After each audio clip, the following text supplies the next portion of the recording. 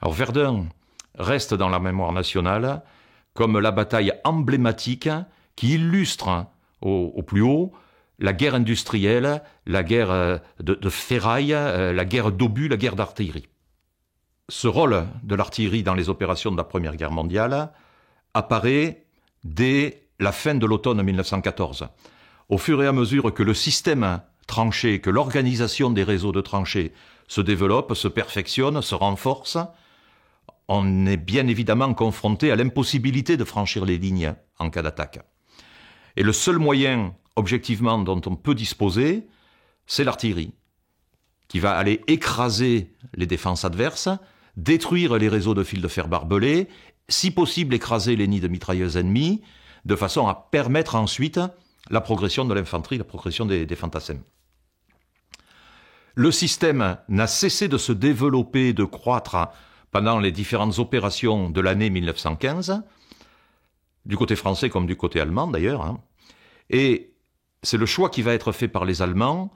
d'écraser totalement les défenses françaises sous un Trommelfeuer, le déluge de feu. Avec une concentration de moyens d'artillerie, de canons, absolument extraordinaire au mètre linéaire, de tout type, de tout calibre, de l'artillerie de tranchée à l'artillerie de campagne, à l'artillerie lourde, à l'artillerie courte et grande distance, tir courbe, tir tendu, tous les types de canons possibles et imaginables,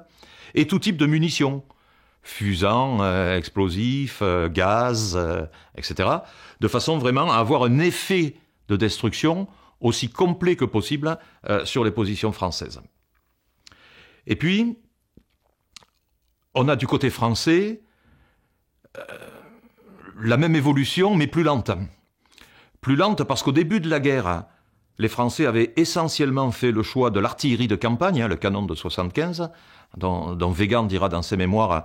qu'il est Dieu le Père, Dieu le Fils et Dieu le Saint-Esprit du champ de bataille, il fait tout, soi-disant. Excellent canon, le meilleur de sa génération à l'époque,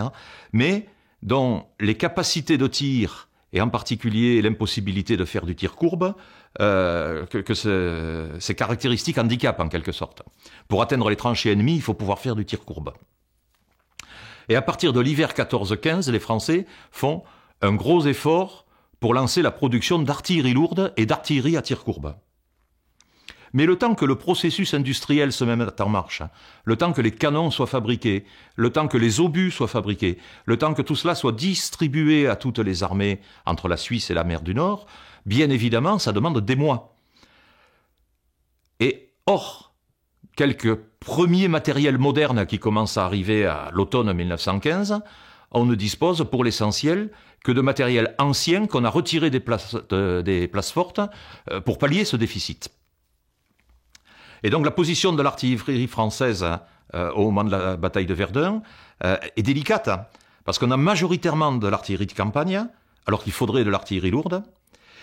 Et puis notre système, notre organisation du commandement fait que l'artillerie est reliée et placée sous le commandement d'un niveau hiérarchique. Alors il y a de l'artillerie divisionnaire, il y a de l'artillerie de corps d'armée, et l'artillerie divisionnaire travaille au profit de sa division, l'artillerie de corps d'armée travaille au profit de son corps d'armée. On a un fonctionnement qui est très, très normé, en fait.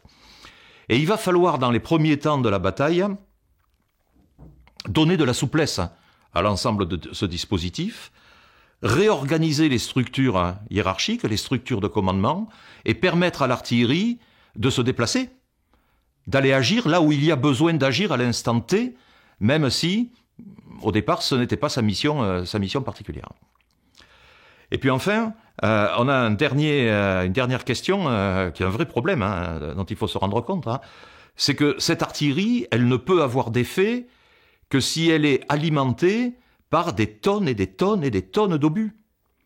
Et donc, l'approvisionnement de la bataille, alors bien sûr en vivres pour les soldats, en matériel du génie pour les travaux, en cartouches pour les armes individuelles, pour les armes d'infanterie, ce sont d'abord des tonnages extraordinaires d'obus d'artillerie. Et dans cette accumulation d'artillerie que j'évoquais à l'instant du côté français, en faisant appel à toutes les ressources qui peuvent exister dans tout le pays, On fait même venir sur la Meuse des canonnières, des péniches armées avec des canonniers marins.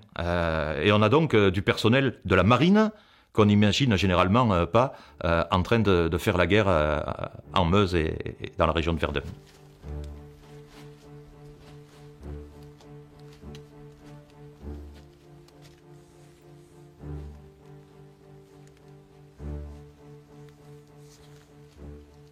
Toujours est-il que pour approvisionner l'ensemble des batteries qui sont déployées autour de Verdun, il y a besoin d'un cordon ombilical qui permette un flux, un transit